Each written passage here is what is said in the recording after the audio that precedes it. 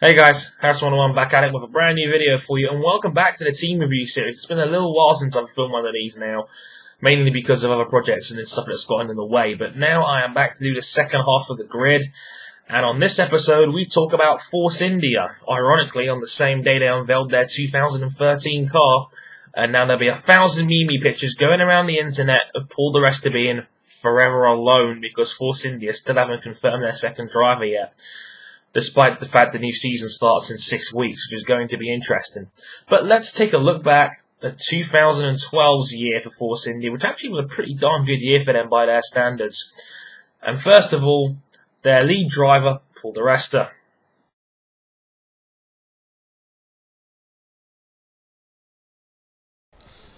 Paul Di Resta's season, a very interesting one. Scored 46 points. His best finish was 4th place in Singapore. He made qualifying session 3 9 times out of 20. He was the better qualifier of the two. He made the top 10 8 times, so 8 point scored finishes. Only the one retirement, and that was in Great Britain.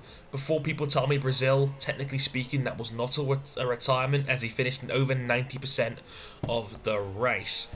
Looking at the rest of his year, it seems to me that he was better in the first half of the year. He had 27 of his 46 in the first half and only 19 in the second half of the year.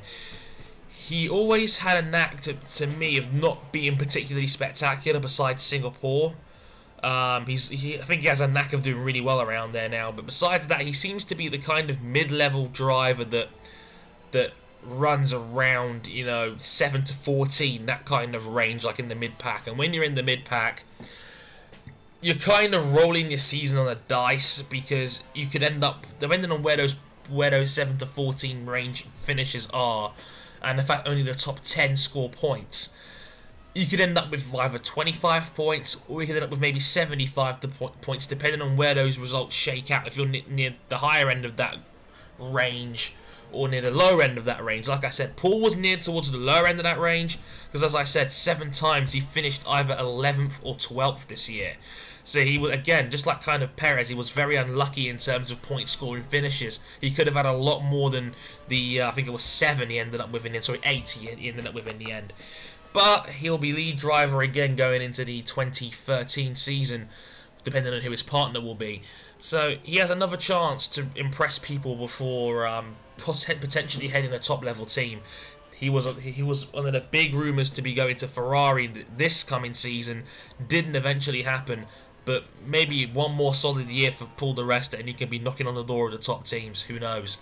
Paul Di Resta getting around the corner and showing some real potential.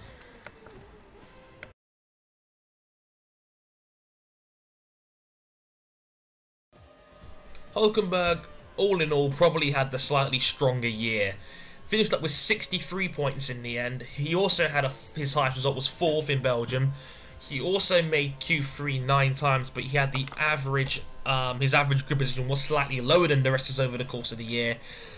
He scored points in 11 races, and it was actually also in the top 8 times this year. Had 2 retirements in Australia and Abu Dhabi.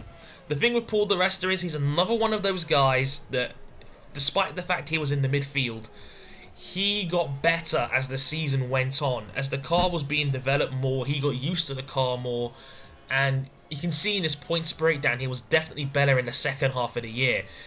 By the time he got to the halfway point in Germany, he had 19 points. That was not a great race for him either, because he qualified in 4th and ended up in 9th. After the second half of the year, he scored 44 of his points in the second half of the season. As well, if you look at the last 6 races from Japan onwards, 7th in Japan, 6th in Korea, 8th in India, the retirement in Abu Dhabi, then 8th in America and 5th in Brazil, a race he could have easily won. It beggars belief that this guy was a test driver last year. He has got a ton of raw potential, and when the car was hooked up right, he was always good for some points. More often than not, some decent points as well. I mean, 6, 8, 4 points. I mean, he was definitely on the upper end of that mid-card, level, where another guy who was knocking on the door of higher level teams didn't quite get there this year, mainly because of the lack of positions available. Hamilton's you know, Hamilton's departure kind of rocked the boat a little bit, but Sergio Perez got the nod. Hulkenberg could have easily got a spot in a top-tier team last year. Again, maybe one more solid year with Sauber will open the door for him for a top-level team. But Hulkenberg definitely was a slightly better guy, and I still think he's a very, very good, raw talent for this sport.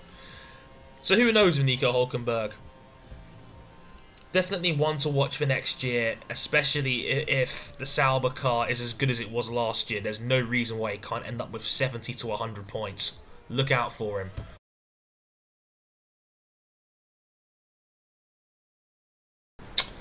So how about their car? Well, it was actually pretty solid, to be honest with you. It didn't have any mechanical breakdowns, which is always a plus. And their pace was solid, and between them, 13 different races last season, a car of theirs made Q3, so they'd had decent ultimate pace as well. Their race pace was a little shaky here and there, but it did enough to get the job done. Overall, Force India showed good signs of improvement. They have a solid driver base, or they used to have a solid driver base, which means we don't know who their second driver is going to be next year yet. Their car is going to be fine, I know this for a fact. They have always had solid pace. Not quite 08 level when Fischer-Keller was getting podiums, but it's still more than solid, and they'll probably be in that mid-card scrap again, fighting for points every race. What concerns me is their management. They just revealed today that they're not going to reveal their second driver for this season until after the first test in Jerez, which is really concerning to me because they're giving their new driver less than a month to get used to the car and settled in for the new season. I mind anyone who finds that slightly concerning. It's like it's getting close to the line or the point where they're going to be holding back their new driver from performing at his best because he's not going to be used to the car. That is a worrying sign. Besides that, they should probably be okay. Here's hoping. Overall, solid marks for the car for not really putting a foot wrong and being a solid mid-card car. Hopefully that won't change for 2013, and hopefully Scotland's finest, Paul Di Resta, will get a decent seat next year. Let me know what you thought of Force India season, how they got along, and how you think they're going to do for next season, as well as their driver controversies. Will Paul Di Resta be forever alone? Until then, I'll catch you guys later in the week, probably the weekend for, I think it's Williams up next as it goes. So until then, I've been Harris Solomon, thank you very much for watching, and I'll catch you guys next time. Before I go, if you have an Ask Harrison question you haven't had a chance to comment on my Facebook page, please let me know. Comment below just saying Ask Harrison and drop the question down there. Until then, I'll catch you guys next time. Sayonara.